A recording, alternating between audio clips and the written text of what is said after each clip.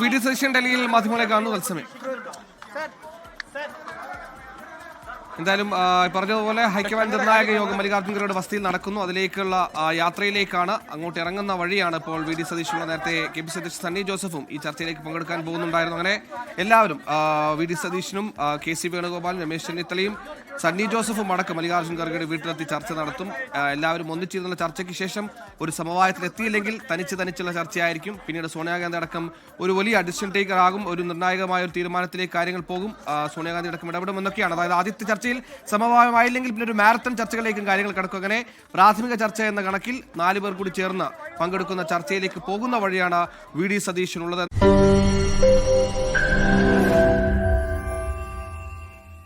ലോകത്തെവിടെയായാലും ഏത് സമയത്തും 24 വാർത്തകളും ഓഗ്മെന്റഡ് റിയാലിറ്റി പാക്കേജുകളും എക്സ്പ്ലെയിനറുകളും വിശദമായി കാണാൻ ഞങ്ങളുടെ യൂട്യൂബ് ചാനൽ നിങ്ങൾക്ക് സബ്സ്ക്രൈബ് ചെയ്യാം.